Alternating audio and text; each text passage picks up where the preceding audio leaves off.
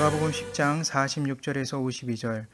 그들이 여리고에 이르렀더니 예수께서 제자들과 허다한 무리와 함께 여리고에 나가실 때에 디메오의 아들인 맹인 거지 바디메오가 길가에 앉았다가 나사렛 예수시란 말을 듣고 소리질러 이르되 다윗의 자손 예수여 나를 불쌍히 여기소서 하거늘 많은 사람이 꾸짖어 잠잠하라 하되 그가 더욱 소리질러 이르되 다윗의 자손이여 나를 불쌍히 여기소서 하는지라. 예수께서 머물러 서서 그를 부르라 하시니 그들이 그 맹인을 부르며 이르되 안심하고 일어나라 그가 너를 부르신다 하매 맹인이 겉옷을 내버리고 뛰어 일어나 예수께 나오거늘 예수께서 말씀하여 이르시되 내게 무엇을 하여 주기를 원하느냐. 맹인이 이르되 선생이며 보기를 원하나이다. 예수께서 이르시되 가라 내 믿음이 너를 구원하였느니라 하시니 그가 곧 보게 되어 예수를 길에서 따르니라. 사랑과 은혜가 풍성하신 하나님 감사드립니다. 하나님 오늘 말씀을 통해서 주께서 원하시는 것이 무엇인지 믿음으로 받을 수 있는 시간 되게 허락하여 주옵소서. 전한 자는 주님만 전할 수 있는 시간 되게 허락하여 주옵소서. 예수 그리스도 이름으로 기도드립니다. 아멘. 이전에 학교 다닐 때 그 부자가 되는 법이라는 그 이솝 우화 같은 이야기가 생각이 납니다. 혹시 이제 아시는 분들도 아마 계실 것 같은데요. 밑 빠진 독에 물 붓기라는 속담처럼 그 이야기 속에는 낭비가 심한 사람이 나옵니다. 이 사람은 너무나 낭비를 하다 보니까 부자가 될 수가 없습니다.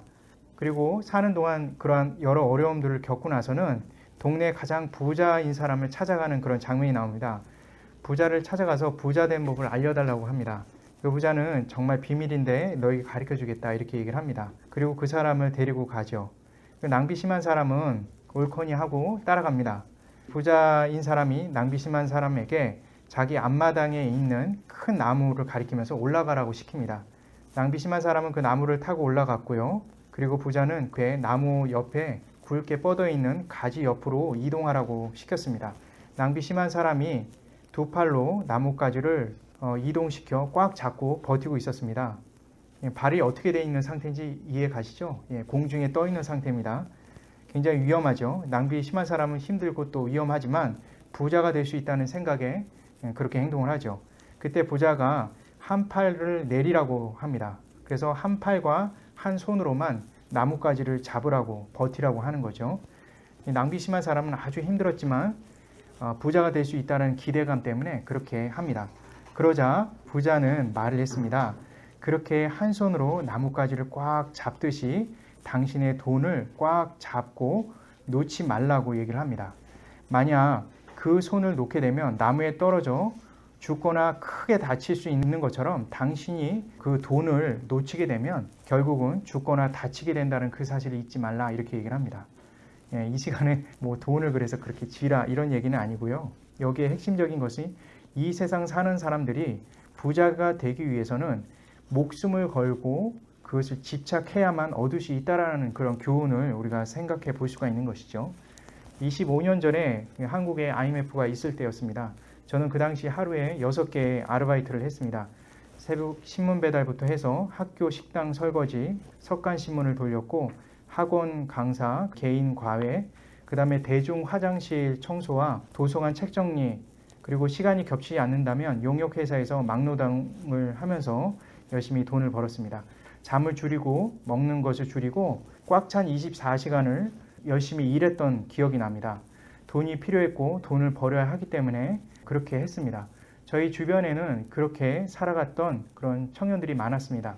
당시 저는 그런 생각을 했습니다. 돈이라는 것도 이렇게 필사적이어야 되는데 나는 신앙인인데 예수님에 대해서 얼마나 간절한 마음으로 하루를 살아갈까 이런 생각을 좀 한 적이 있습니다. 오늘날은 이게 나무에 떨어지지 않기 위해서 죽지 않기 위해서 열심히 돈을 꽉 붙잡고 산다고 해서 부자가 되는 세상은 아닙니다. 그만큼 더 어려운 세상에 우리는 살고 있는 것이죠.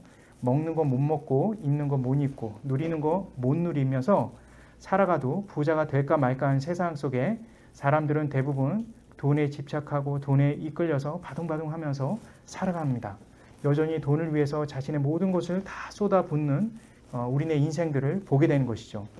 돈을 위해 살아가는 자들이 이렇게 열정과 목숨을 건 그런 투지 있는 생활을 하고 있는데 정작 우리 믿는 사람들은 우리의 전부가 되시는 분이 예수님이라고 늘 얘기하고 간증하고 이렇게 떠들어대면서도 과연 그러한 간절한 마음이 얼마나 있을까 하는 생각이 참 궁금하게 찾아오기도 합니다. 물론 우리의 구원은 전적인 하나님의 은혜입니다.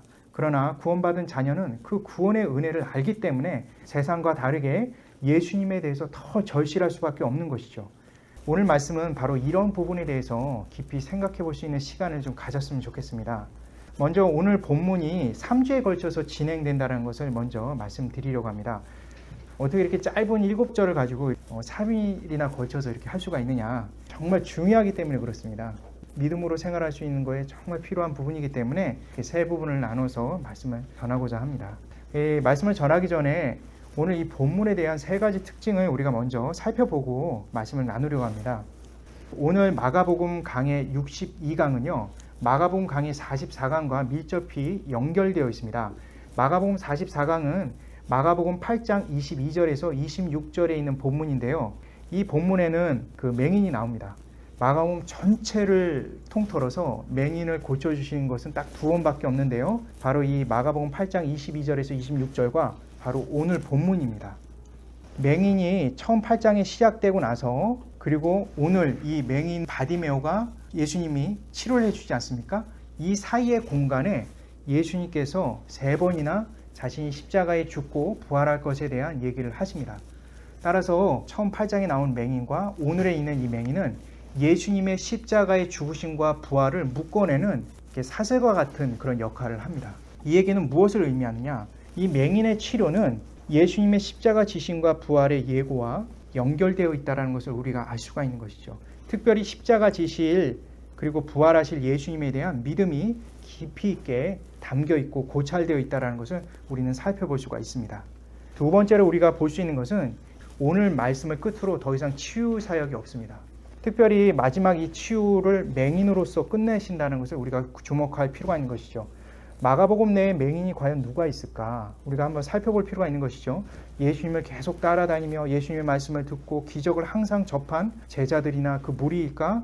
이 사람들은 사실은 두 눈을 똑똑히 뜨고 예수님이 하신 사역을 다 보지 않았습니까? 말씀을 전하는 광경도 보았고 놀라운 치료 사역도 다 봤고 지금까지 한 번도 볼 수 없었던 여러 기적들을 두 눈으로 똑똑히 지켜봤던 자들입니다. 똑똑히 모든 것을 봤는데 예수님을 믿었을까요? 반면에 오늘 말씀에 보게 되면 이 바디메오 같은 경우는 예수님 말씀을 한 번도 직접 접해 본 적도 없고요. 그리고 예수님의 기적적인 치료 사역을 본 적도 없고 그 외에 다른 여러 가지 기적도 본 적이 없습니다.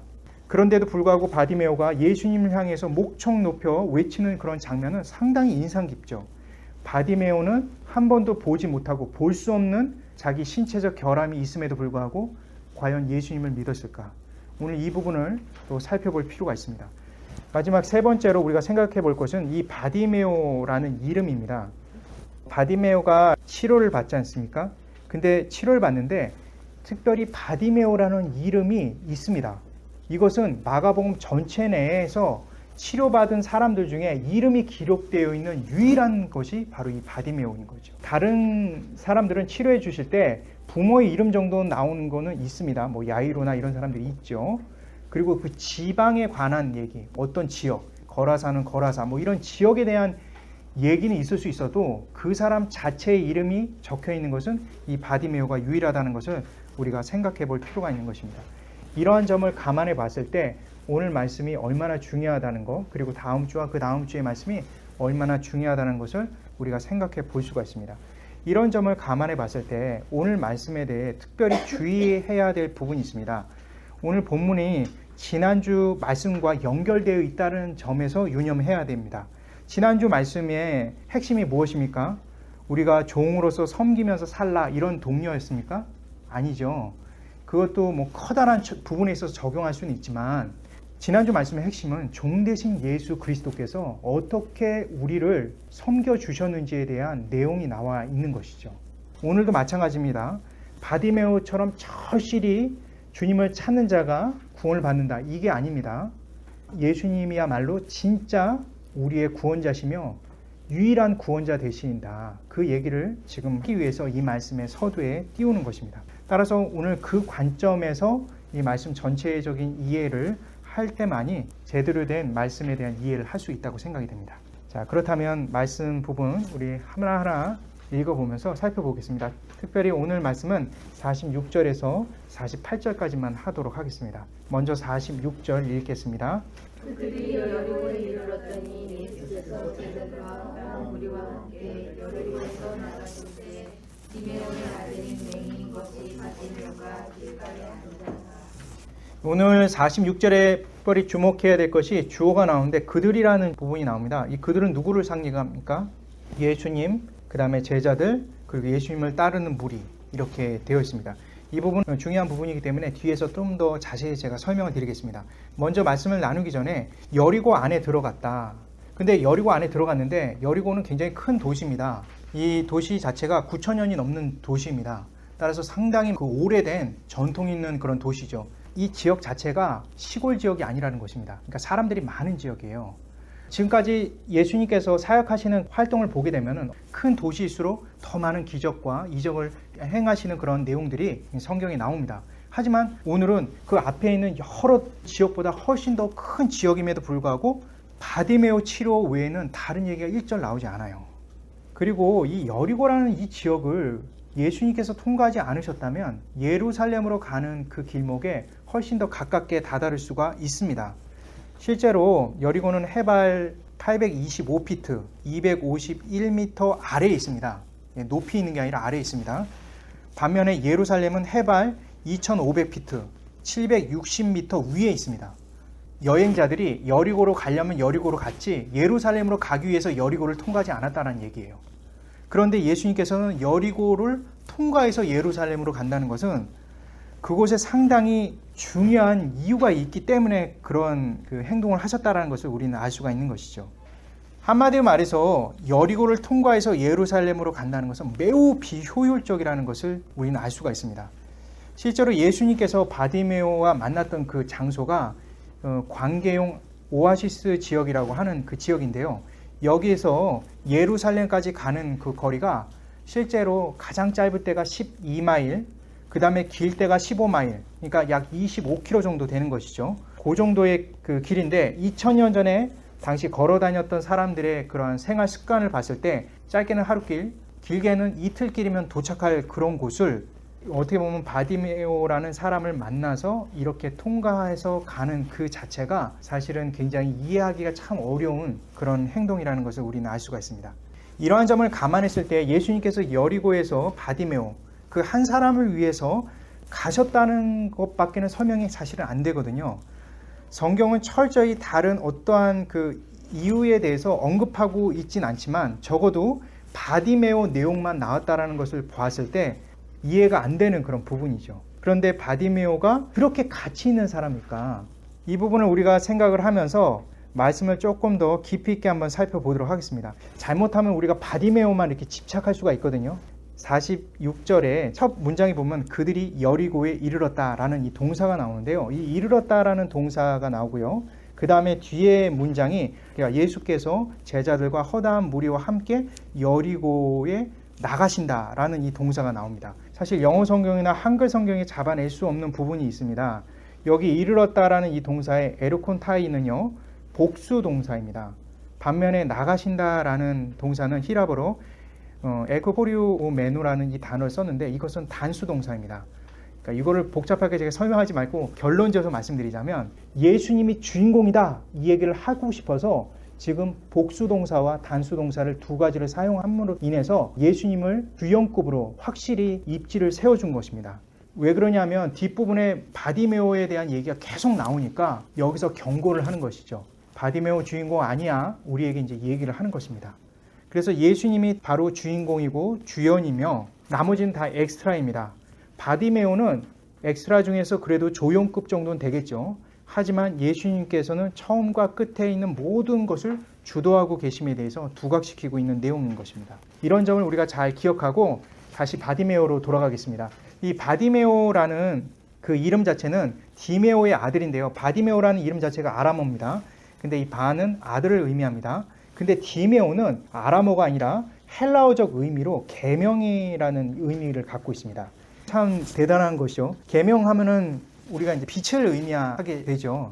근데 빛의 의미도 있지만 아주 잘 본다, 뚜렷하게 볼 수 있다라는 의미도 그 안에 담겨 있습니다. 그렇게 봤을 때 계명의 아들, 정말 너무나 선명하게 세상을 볼 수 있는 눈을 갖고 있는 이 사람의 아들이라는 것이 맹인이라는 이 점은 상당히 아이러니한 부분이죠. 그것 때문에 사람들은 이거를 그냥 헬라어적 의미가 아니라 아람어적 의미로 그냥 해석하자, 이런 얘기도 합니다. 그 아람어적 의미는 바르테메라는 의미가 있는데요. 이거는 부정한 자의 아들이라는 그런 의미가 있습니다. 헬라어적 의미와는 많이 차이가 있죠. 근데 저는요, 이걸 헬라어적 의미가 오히려 더 맞다고 생각합니다. 당시에 아람어로 이름이 쓰였다고 하더라도 헬라어적 의미로 이름을 짓는 경우가 많았어요. 제가 봤을 때는 이 전체적인 문맥상 이것이 가장 확실하고 또 옳다고 생각합니다. 특별히 마지막 52절에 보게 되면 그의 눈을 치료하고 나서 바디메오가 예수님을 따라서 예루살렘으로 가는 장면이 나옵니다. 그러니까 이 장면을 통해서 진짜 내가 계명의 아들이 됐다, 이것을 선언하는 것이죠. 좀 더 정확하게 말씀드리자면 당시에 예루살렘 출입에 있어서 맹인은 출입할 수가 없습니다. 레위기 21장과 22장 말씀에 따라서 맹인은 당시 하나님께 저주받은 자, 죄인 취급받았기 때문에 거룩한 성에 들어갈 수가 없습니다. 그런데 예수님의 구원을 통해서 바디메오가 광명을 찾고 광명의 아들로서 거룩한 성에 들어가는 것을 볼 수가 있는 것이죠. 지난 마가복음 10장 45절에 뭐라고 나왔습니까? 예루살렘으로 가심으로 인해서 대속제물로 그분이 사지를 찢어서 그 피를 내셔서 오늘날 저와 여러분들의 구원자가 되시며 또 오고 가는 모든 세대 속에 구원에 이를 수 있는 은혜가 주어졌습니다. 이것을 통해서 우리가 알 수 있는 것은 이 바디메오 치료에 대한 내용은 바로 예루살렘에서 예수님께서 우리를 대속물로 주심으로 인해서 구원하실 것에 대한 모티브가 되고 굉장히 상징적인 그런 내용이 될 수 있다는 것을 우리는 알 수가 있는 것이죠.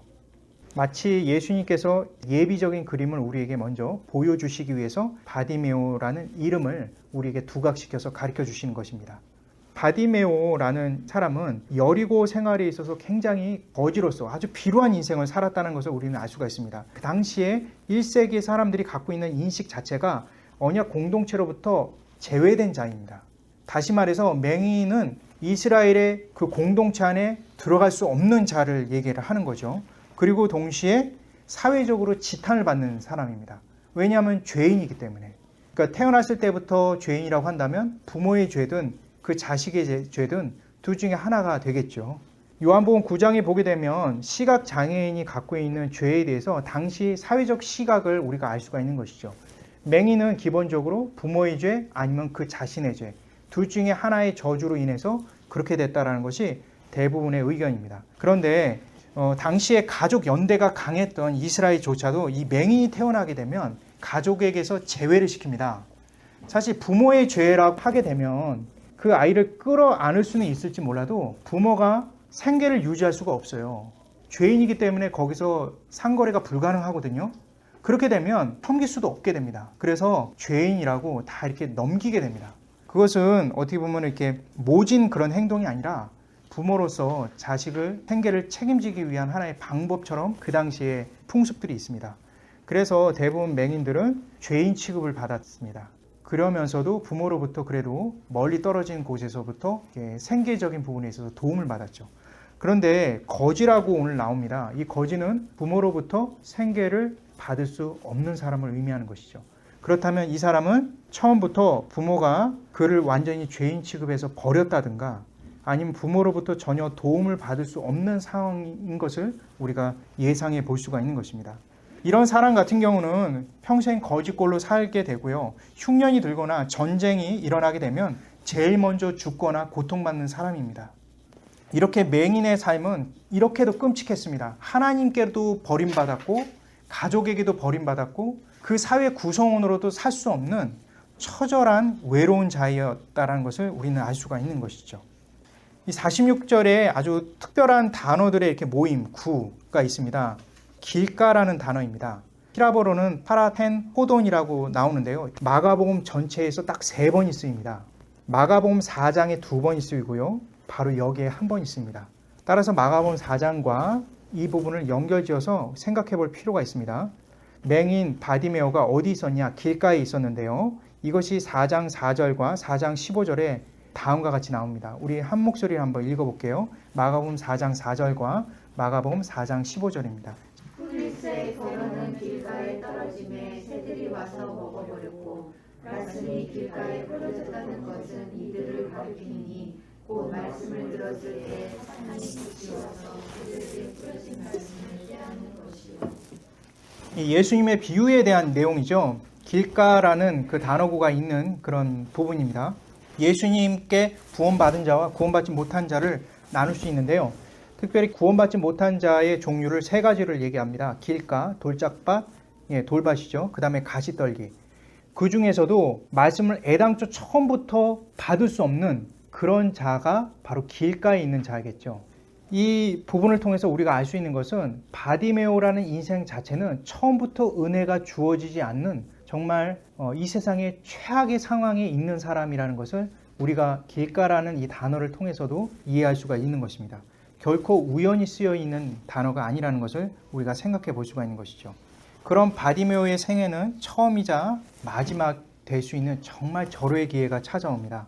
어느 누구도 돌보지 않는 인생, 저주받은 그 인생의 마지막 손길이라고 할 수 있는 것이죠. 47절에서 48절입니다. 나사렛 예수시는 말을 듣고 소리질러 이르되 다윗의 자손 예수여 나를 불쌍히 여기소서 하거늘 많은 사람이 부르짖어 잠잠하라 하되 그가 더욱 크게 소리질러 이르되 다윗의 자손이여 나를 불쌍히 여기소서 하는지라. 맹인 그 바디메오는 지나가는 이들에게 이제 물어보죠. 대체 왜 이렇게 웅성거리고 이렇게 사람들이 많습니까? 이렇게 물어봤겠죠. 그때 사람들이 얘기를 하기를 나사렛 예수시라 이렇게 얘기를 합니다. 그러자 갑자기 바디메오가 주저없이 소리를 내지르죠. 보이지 않아 어디쯤에 계신지도 모르겠지만 어느 방향인지도 모르겠지만 아무튼 이 기회를 절대로 놓칠 수 없다라는 그런 심정으로 소리를 지릅니다. 그때 웅성웅성 거리는 그 소리에 비해서 너무나 엄청나게 소리를 질러서 사람들이 다 의아했겠죠. 그런데 이 바디메오가 소리를 지를 때 나사렛 예수시오라고 해야 되는데 그렇게 하지 않았다는 것이죠. 보통 사람들이 비슷한 이름들이 많으니까 어떤 지역에 있는 누구 이렇게 얘기를 해야 그 사람에 대해서 이해를 할 수가 있거든요. 그래서 당시에 아주 널리 쓰이는 그냥 일반적인 방법이었습니다. 더군다나 지금 있는 곳이 여리고 아닙니까? 여리고에 있는 사람들에게 나사렛 예수라고 할 때 갈릴리에서 엄청난 기적을 행하는 사람이라는 소문이 분명히 여리고까지 들려왔겠죠. 그래서 나사렛 예수라고 부르면 되는데 바디메오는 달랐습니다. 그의 입에는 바로 터져 나오는 얘기가 다윗의 자손 예수여 이렇게 얘기를 합니다. 다윗의 자손이 무엇입니까? 다윗의 가문이 메시아가 나온다는 것은 이미 이사야와 시편을 중심으로 해서 구약에 있는 여러 부분에 있어서 언약되어 있습니다. 당시 1세기 이스라엘 사람이라고 한다면 모두 예상할 수 있는 그런 내용이죠.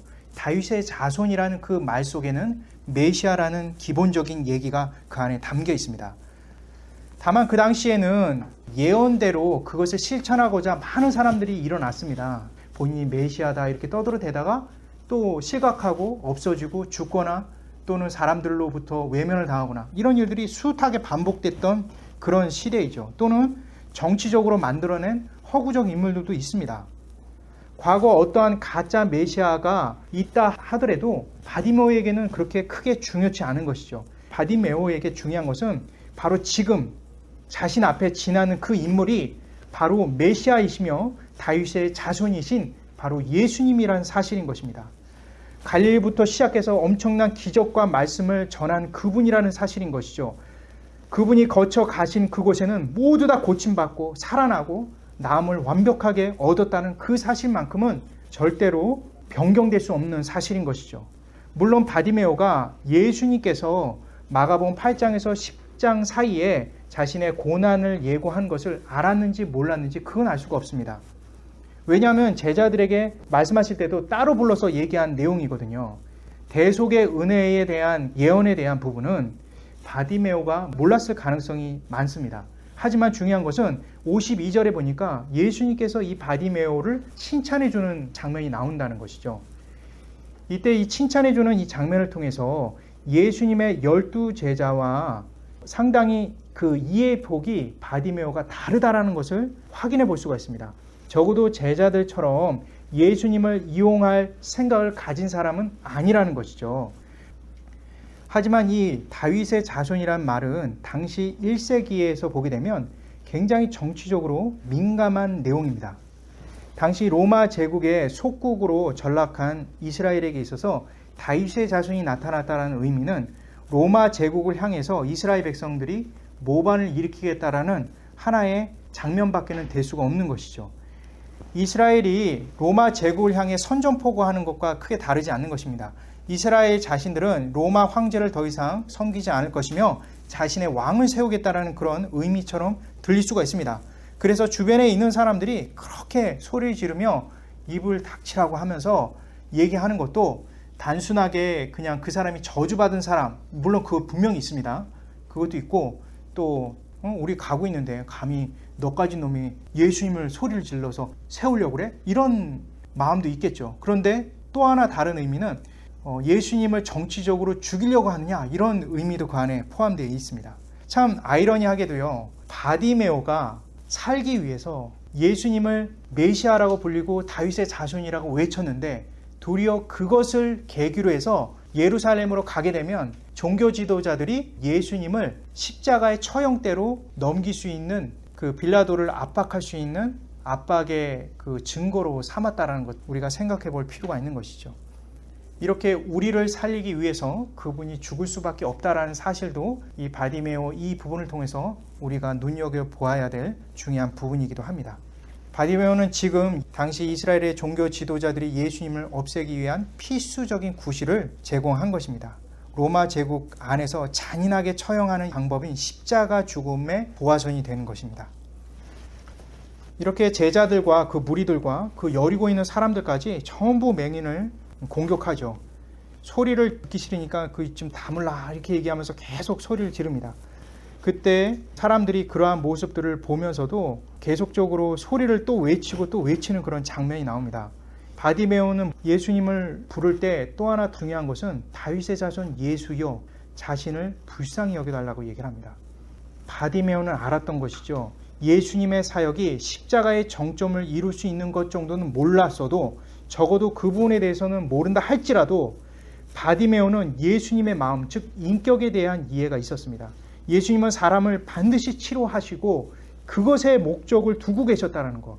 제자들과 다르게 자신이 왕이 돼서 그것을 위해서 사람들을 선동하기 위해서 그것을 행했던 분은 아니라는 그 사실을 바디메오는 알았던 것입니다.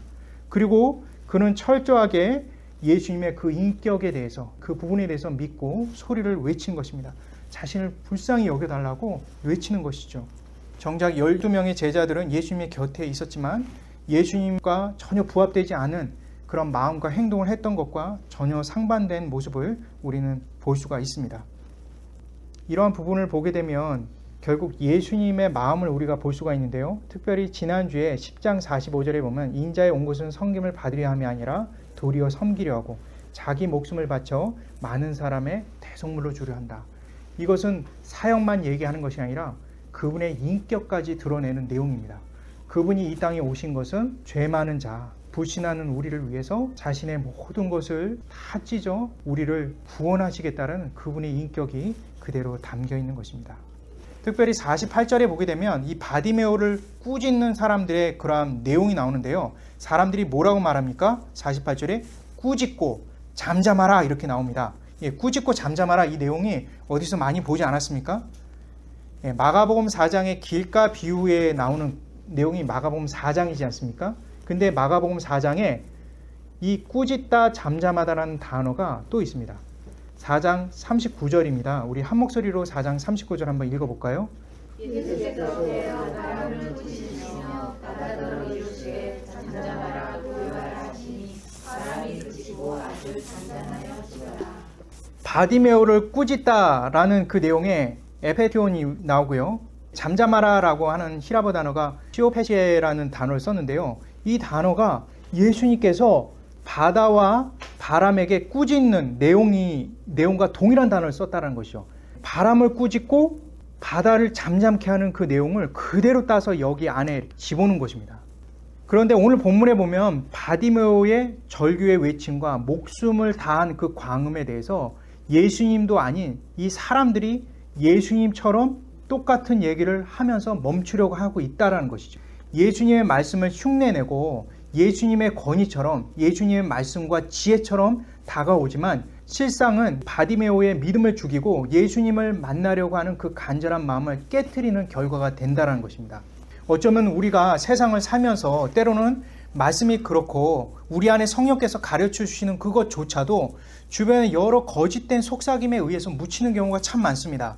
예수님도 아닌데 예수님 행세하는 마치 이 거짓된 선지자와 같은 무리들이 우리 주변에 있을 수가 있는 것이죠. 은근히 우리의 믿음을 앗아가고 예수님께 대한 우리의 절박함을 죽이려고 하는 그러한 악한 것들이 우리 주변에 있을 수 있는 것입니다. 그러나 바디메오가 어떻게 했습니까? 그것을 예수님의 말씀으로, 하나님의 말씀으로 듣지 않았습니다. 계속 또 외치는 것이죠. 다윗의 자손 예수여 나를 불쌍히 여겨주십시오, 이렇게 외칩니다. 그는 끊임없이 예수님을 향해서 외칩니다.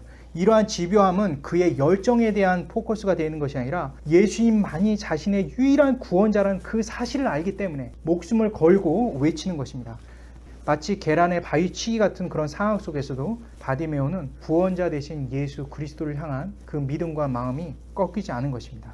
오늘 말씀 마치려고 합니다. 저는 오늘 말씀을 통해 바디메오의 마음을 읽게 됩니다. 그리고 바디메오가 구원자 예수님을 향한 그 절박한 그 심정을 느끼게 됩니다.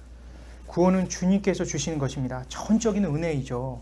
이러한 외침이 예수님의 구원을, 은혜를 결정짓는 것은 아닙니다. 하지만 우리 주님은 우리를 인격으로 대하시는 분입니다. 그분의 그 인격, 그분이 가지고 있는 그 사랑, 그분이 갖고 있는 우리에 대한 마음을 우리는 알기 때문에 우리의 외침을 절대로 외면하실 분이 아닙니다. 그의 외침조차, 구원을 향한 열망조차 모두 주님의 은혜인 것을 우리는 이해할 필요가 있는 것이죠. 우리는 과연 바디메오 같은 주님을 향한 절박한 마음으로 이 시간에 와 있는지 한번 생각해보고 돌아볼 필요가 있는 것이죠. 우리는 하루하루 사는 동안 주님께 향한 절박한 마음으로 말씀을 보고 기도를 하고 주님께 간절히 외치는 그런 일들이 과연 우리의 삶 속에서 얼마나 있는지 우리는 돌아볼 필요가 있는 것입니다. 에레미야 33장 2절에서 3절 말씀 우리 한 목소리 읽겠습니다. 시작. 이를 하시는 여호와 그것을 만들며 성취하시는 여호와 그의 이름을 여호와라 하느니가 이와 같이 이르시다.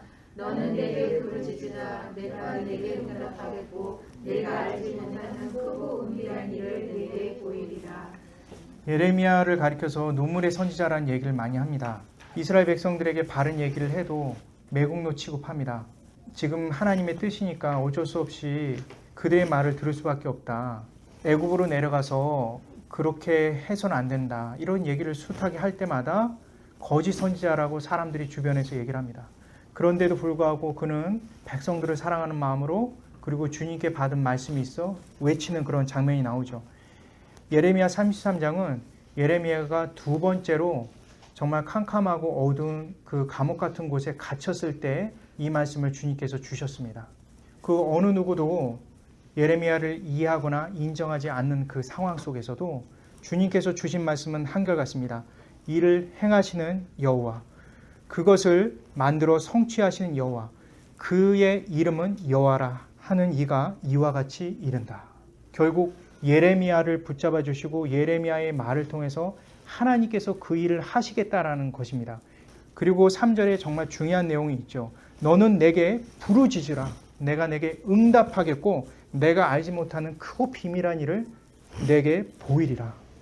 주님께서 우리에게 오늘날 우리에게도 말씀하십니다. 우리는 절박한 심정으로 주님께 구할 때 주님만이 우리의 구세주이시며 저와 여러분의 진정한 책임자이시기 때문에 진짜 우리를 사랑하는 오직 한 분 되신 예수님이시기 때문에 여러분과 우리를 반드시 책임지시며 지킬 것입니다. 제가 기도하겠습니다. 하나님, 주님의 인격을 믿고 주님의 사역을 믿기 때문에 우리가 기도드립니다. 주님께 향한 절박함이 우리에게 있게 허락하여 주옵소서. 주님께 대한 은혜가 있게 허락하여 주옵소서. 주님만이 우리의 구원자이시며 주님만이 우리를 책임져 주실 유일한 분이십니다. 그 사실을 잊지 않고 날마다 살아갈 수 있는 우리 모두가 되게 허락하여 주옵소서. 절박하면서도 늘 주님 안에 있기에 평안이 넘치게 하여 주옵시고 그 평안이 있기에 주님께 향한 마음에 열정이 있게 허락하여 주옵소서. 주님 도와주옵소서. 예수 그리스도 이름으로 기도합니다. 아멘.